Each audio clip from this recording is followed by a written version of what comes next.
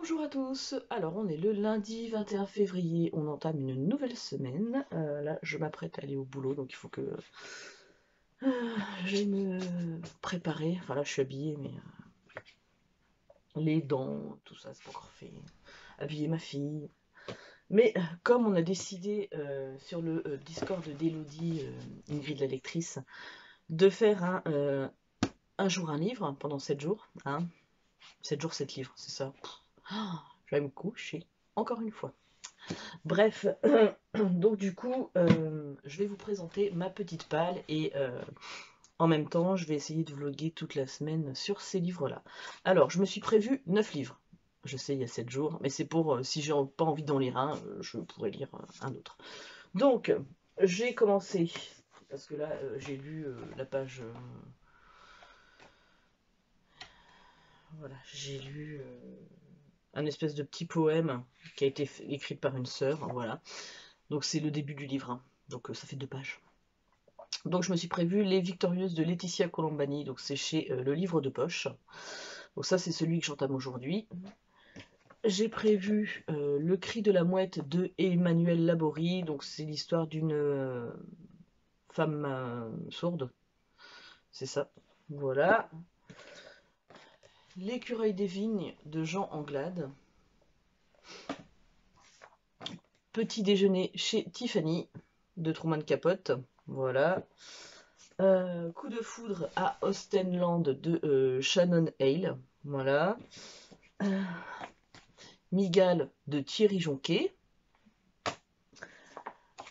La perle de John Steinbeck. Petit pays de Gaël Faye. Et L'art de pleurer en chœur de Erling Jepsen. Voilà. Donc on verra bien. Je commence par Les Victorieuses. Et puis j'avais envie de lire Migale aussi. Hein, très envie. Mais comme j'ai entamé un autre bouquin. Voilà, on verra bien. Donc voilà, donc c'était ma petite palle. On va voir si je réussis le challenge, j'espère. Le plus gros, je crois que c'est L'art de pleurer en cœur. Il fait 300 et des bananes. Tous les autres tournent aux alentours de... le moins gros, je crois que c'est Migale, que je dise pas de bêtises, qui doit faire... Ah, ou c'est La Perle, peut-être. C'est La Perle. La Perle fait 122 pages. Et Migale est pas loin, doit être en 150, quelque chose comme ça. Et le plus gros, c'est L'art de... Ouais, 153 pages, Migale. Le plus gros, c'est... t'es où, toi? Erling Jepsen, là. L'art de pleurer en cœur. Lui, il fait plus de 300 pages, je crois. Ouais, 307 pages. Voilà. Donc lui, ça sera peut-être plus pour le week-end. Parce que j'aurai un petit peu plus de temps pour lire. Un petit peu. Parce que... Voilà. Bah écoutez, je vous laisse et puis je vous reprendrai, je pense peut-être ce midi ou dans la semaine pour vous dire où est-ce que j'en suis. Allez, bisous! Alors on est mardi 22 février et j'ai lu hier, dans le cadre du 7 jours 7 livres, Les Victorieuses de Laetitia Colombani. Donc j'ai dû lire un chapitre je crois le matin, quasiment les 3/4 le midi et j'ai terminé le soir, au moment du journal télévisé. Voilà, un truc comme ça. Bref, donc je vous fais le résumé en même temps puisque on va faire le tout. Point lecture et vlog. Donc en fait on va suivre Solène, qui est une avocate très brillante, mais qui va se retrouver à faire un burn-out suite au suicide d'un de ses clients. Voilà. Donc ça va être la goutte d'eau qui fait déborder le vase et ça va lui rester en tête, hein, ce qui est normal puisque ça se passe devant ses yeux. Et donc du coup elle va être hospitalisée, puis quand elle va rentrer chez elle, elle va se sentir vide, elle va errer entre ses murs, hein, sans savoir quoi vraiment faire, et son psychiatre lui a conseillé de faire du bénévolat pour redonner du sens à sa vie. Elle comprend pas vraiment le principe pour le coup, pourquoi faire du bénévolat, ça va me servir à rien, puis finalement, les mois passant, elle se dit que peut-être aider les autres, ça pourrait l'aider elle, voilà. Bref, Du coup, elle regarde sur les sites, le site je m'engage.fr, je crois, un truc comme ça. Et elle voit enfin, différentes missions, différents lieux de bénévolat, et puis il n'y a rien qui l'attire, jusqu'au moment où elle tombe sur une petite annonce qui parle de bénévolat en tant qu'écrivain public, c'est-à-dire rédiger des courriers administratifs, des lettres, voilà, enfin ça peut traduire aussi des choses. Voilà, et finalement elle va y répondre et ça va changer sa vie, clairement, sa vision des choses. En parallèle de ça, on va se retrouver avec Blanche, donc dans les années 1897, un truc comme ça, qui est une jeune fille d'une famille très aisée. Euh, Elle habite à Genève et elle va décider de consacrer sa vie à l'armée du salut. Clairement, euh, sa vocation c'est ça, c'est d'aider les autres, c'est de mener le combat pour que les autres aient une meilleure vie, enfin bref. Et donc, voilà, donc en fait, on va avoir les deux histoires en parallèle. Solène, qui va devenir écrivain public, ça va pas être facile, hein, il va falloir qu'elle apprivoise les femmes, puisqu'elles se retrouvent au palais. C'est un endroit où des femmes peuvent se reconstruire. Et Blanche va lutter justement pour la cause des plus démunis, et notamment des femmes sur la fin de sa vie. Donc les deux histoires sont liées, vous vous doutez bien. Et j'ai trouvé ça très très intéressant. Alors c'est extrêmement court, hein, il fait à peine 200 pages. Euh, mais c'était beau, voilà. Ouais, 231 pages quand même. Voilà. Mais ouais, j'ai beaucoup beaucoup aimé toutes les personnes qu'on a croisées là-dedans. Il y a par moments c'est déchirant. Euh, mais c'est beaucoup d'espoir aussi. Et quelque part c'est un peu... euh, excusez-moi. Quelque part aussi, c'est un peu nous faire changer notre vision du monde. Nous qui sommes installés confortablement, entre guillemets, hein. Après, les situations sont plus ou moins difficiles, mais dans notre vie, sur la façon dont vivent d'autres personnes, soit dans d'autres pays, soit dans notre propre pays. Voilà. Bref. Donc clairement, si vous ne l'avez pas lu, je vous le recommande parce que vraiment, vraiment, c'est un très, très joli livre. Et du coup, aujourd'hui, je vais entamer Migale de Thierry Jonquet. Voilà. Qui me donne très envie. Je ne sais pas le résumé, je ne connais pas le résumé du tout, hein. Je sais juste, enfin je l'ai entendu sur... Elodie, elle a adoré cette lecture au pays de Toti. Voilà, et je sais que Blish Bookish aussi, tu as adoré cette lecture. Voilà, donc, voilà, je pense savoir plus. On verra bien. Donc c'est ma petite lecture des jours. Alors j'ai choisi un livre assez court, puisque là il fait 150 pages à peu près. Puisque je vais commencer ce midi, là ce matin j'ai pas eu le temps. J'ai pas très très bien dormi cette nuit, donc du coup ce matin j'ai grappillé ce que je pouvais. Et, et puis ce soir, comme je conduis ma fille chez mes parents et tout, je rentrerai pas avant genre 8h15, 8h30 chez moi. Je vais pas avoir beaucoup de temps de lire après. Voilà. Donc j'ai pris un truc court, au moins les trois quarts seront lus ce midi. Voilà. Bref. Et demain midi, ça sera la même, je vais choisir le plus court de la liste. Après. Voilà, bah écoutez, je vous ferai mon petit résumé demain matin, hein. Voilà, ça va être la petite routine, demain matin ou demain soir si j'ai du temps. Enfin, ce soir si j'ai du temps, je ne sais pas. Bref, voilà, bah, je vous fais de gros bisous. Alors, je vous retrouve, on est jeudi 24 février, il est tard, oui, bon, il y a eu une coupure de courant avec le vent, que je sais même pas quelle heure il est pas loin de 23h je pense. Voilà, je vais pas tarder à aller me coucher. Aujourd'hui, je suis allée réessayer ma robe de mariée, enfin essayer, puisque j'avais essayé un modèle d'expo, mais enfin un modèle de magasin, et elle était commandée, arrivée depuis février 2021. Mais comme le mariage a été repoussé, je n'étais pas allée la réessayer. Donc voilà, donc au final, il y a deux, trois petits ajustements à faire dessus, et puis voilà, ça devrait être bon. Voilà, mais Elodie, je sais, mes deux Elodie, je sais que vous savez à quoi elles ressemblent puisque je vous ai envoyé une photo. Voilà. Donc, donc voilà, et je suis très contente puisque du coup mes copines m'ont dit qu'elle était très belle. Donc voilà. Voilà, donc ça c'était ma petite journée.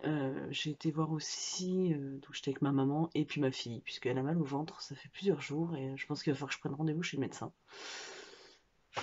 Depuis qu'elle a eu le Covid, elle a mal au ventre souvent et voilà quoi. Bref, donc du coup on était toutes les trois et je suis allée voir un petit peu avant de repartir chez moi avec ma fille, on est allé faire 2-3 magasins de vêtements un peu pour voir pour les deux minettes, hein, savoir ce qu'on va leur prendre pour le mariage. Et puis j'ai essayé de regarder un peu des choses pour ma maman, mais clairement il n'y a rien, mais rien. Même les tenues de cérémonie, j'ai rien trouvé. Alors bon, c'est peut-être parce que c'est encore le mois de février, c'est peut-être un peu tôt, c'est pas encore sorti. Mais voilà quoi. Voilà. Bref, ça craint du boudin. Bon, on est toujours dans la semaine, sinon 7 jours, 7 livres. Bon, clairement, je suis en train de la foirer. J'ai lu mardi Miguel de Thierry Jonquet. Donc, on va suivre. Comment il s'appelle? Richard Lafargue et Ève. Donc, Richard est un chirurgien plastique. Donc, en fait, il tient moitié enfermé une jeune femme qui s'appelle Ève. Et voilà, donc en fait, c'est un peu un rapport d'amour-haine en fait, hein, entre les deux. Clairement, elle est séquestrée, mais c'est un peu le jeu du chat et de la souris. Il la torture, mais à côté de ça, on sent quand même qu'il a de l'attachement pour elle. Et en parallèle de ça, on va suivre un jeune homme qui s'appelle Alex, qui a braqué une banque et tué un policier. Voilà. Donc, il essaye il s'est enfui, hein, entre guillemets, sauf qu'il est recherché partout en France. Et voilà, donc on suit un peu sa cavale, entre guillemets, hein, puisqu'en fait on le retrouve dans 2 endroits différents.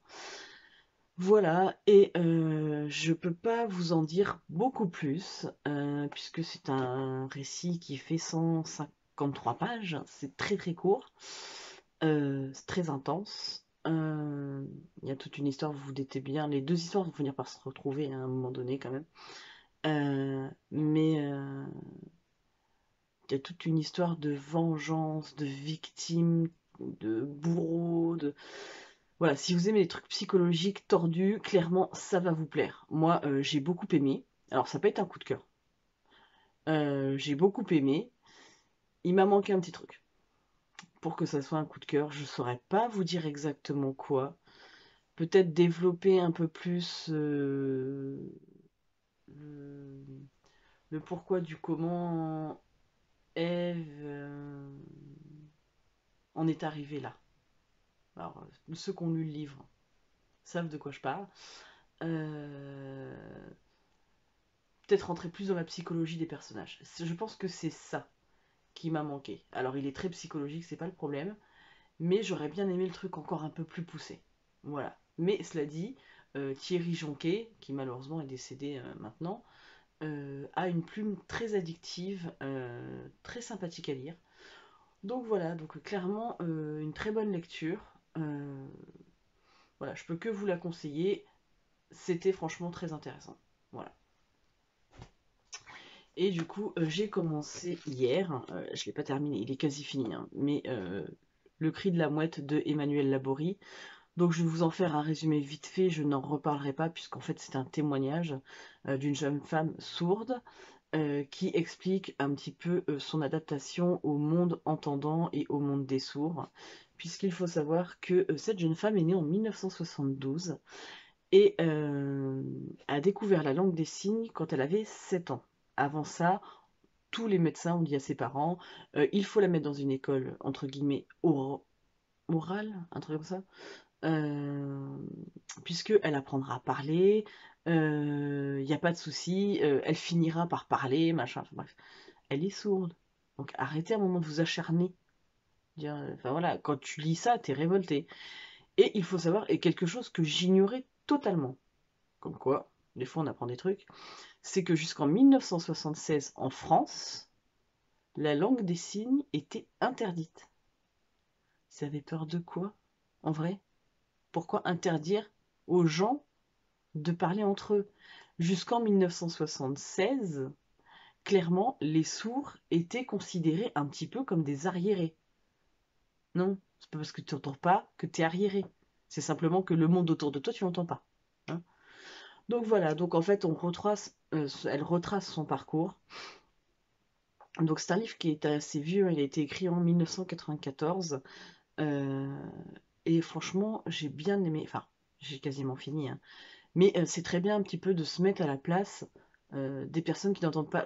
On se rend pas compte en fait, c'est comme les personnes qui sont aveugles, on se rend pas compte, nous, qui avons une vie normale, puisque nous n'avons pas ces handicaps-là, ce que c'est de, voilà, de vivre de cette façon, toutes les embûches qu'il peut y avoir sur notre chemin, alors que c'est des choses qui devraient être faites pour être adaptées. Enfin, je veux dire, il y a quand même des tonnes et des tonnes de personnes qui sont sourdes ou qui le deviennent. Hein. C'est comme la perte de la vue. Donc à un moment donné, il est temps que la société, comme les personnes voilà, handicapées motrices, euh, ou qui ont un handicap, voilà, genre, enfin, qui ont des maladies telles que la trisomie et tout ça, ou les autistes, il est temps que la société se penche, voilà, sur ces personnes-là, qui sont comme tout le monde, qui ont le droit de vivre, qui ont le droit d'accéder à tout, comme nous qui sommes entre guillemets en bonne santé. Voilà.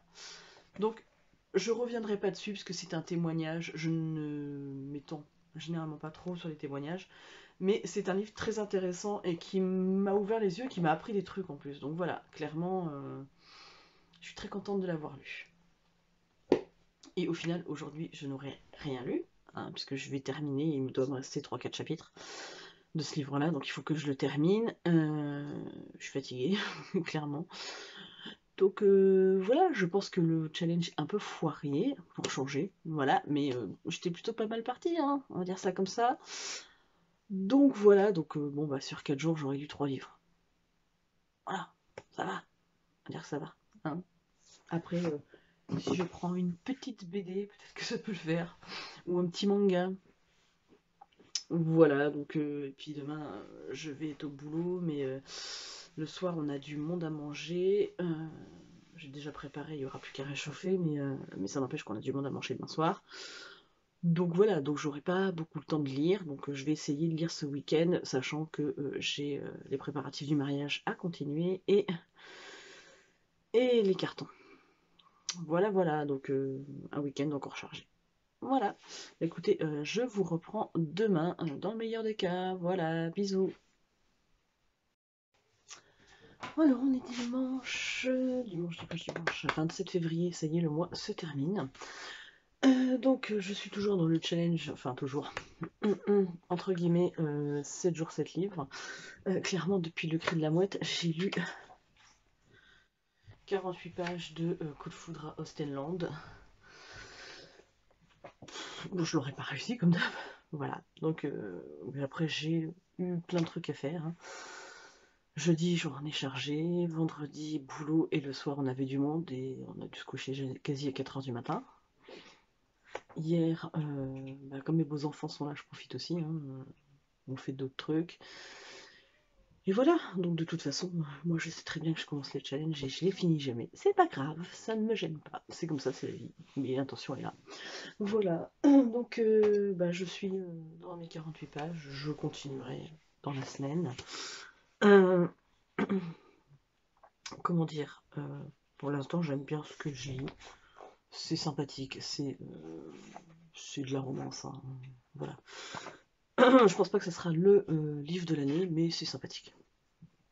Et sinon, je suis allée hier, parce que chérie, la grande est allée voir son chéri. Je suis passée à la boutique à côté de chez moi, là où je travaille. Pas celle où je travaille, mais la même enseigne. Et je suis tombée sur La prophétie des Andes de James Redfield. Alors j'en ai beaucoup entendu parler. Et je crois que c'est Ingrid la lectrice qui l'avait présenté dans les livres qui avaient changé sa vie ou qui l'avait marqué, je sais plus, enfin bref. Je sais plus ce que c'était comme vidéo, mais elle en avait parlé, elle avait dit qu'elle avait adoré ce livre-là. Donc voilà, donc celui-ci me tente beaucoup. Clairement. Là, il faut que aujourd'hui, c'est pour ça que je vais pas continuer de toute façon à lire, parce que j'ai d'autres trucs à faire. Il faut que je reprenne en main mon cahier de lecture, puisque je pense qu'il s'est arrêté au 25 janvier, un truc comme ça. J'ai pas avancé dessus. Donc j'ai beaucoup de lectures en retard à marquer, puisque j'ai lu pas mal de livres quand même, hein, ce qui est bien au final. Je pensais pas. À côté de ça, ben, j'avance sur le mariage, donc voilà. Je sais plus si je vous l'avais dit. Jeudi, je suis allée voir ma robe de mariée. J'ai été voir la fleuriste pour le bouquet, les boutonnières, les bouquets des filles. Là, on a, comment dire, ouais, là où on voulait prendre la pièce montée, c'était fermé, mais finalement, nos amis qui sont venus vendredi soir, ils nous ont apporté des chouquettes, mais avec crème pâtissière et tout ça dedans, et c'était trop bon. Donc en fait, finalement, je me dis, je vais peut-être aller leur demander s'ils peuvent pas me faire la pièce montée. Donc voilà. Donc bref, à cette boulangerie-là. Et puis sinon, ça, faut que je rappelle le DJ parce qu'il faut qu'on se remette au clair. Là, ça y est, je reçois plein de réponses des gens qui viennent. Là, dernièrement, là, les 3-4 derniers jours, j'ai eu plein de confirmations. Donc c'est cool. Et puis, ouais, j'ai trouvé, alors, puisque ma robe, à la base, c'était prévu que je me marie en été, hein, en plein mois d'août, donc j'aurais pas eu forcément froid, hein, peut-être en fin de journée, mais je me serais pris un petit gilet ou un petit châle et c'était suffisant.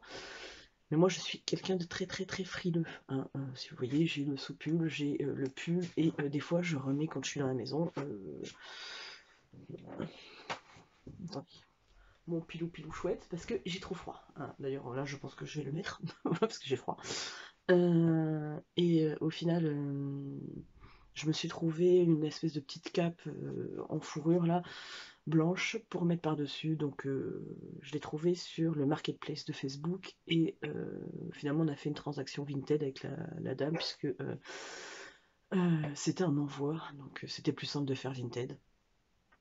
Donc elle me l'envoie lundi et je suis trop contente, je l'ai payé 20 euros. Voilà, clairement, j'ai regardé sur plein de sites. Déjà, c'est beaucoup sur des sites chinois, et moi, ça me fait peur avec les délais de livraison. Et quand je l'ai vu 20 euros, avec les frais de port, je crois, j'en ai même pas pour 25 euros, protection acheteur et frais de port, je crois. Donc voilà, hein, j'ai dit, allons-y banco, quoi, hein. Et au moins, je sais que ça arrivera largement à temps.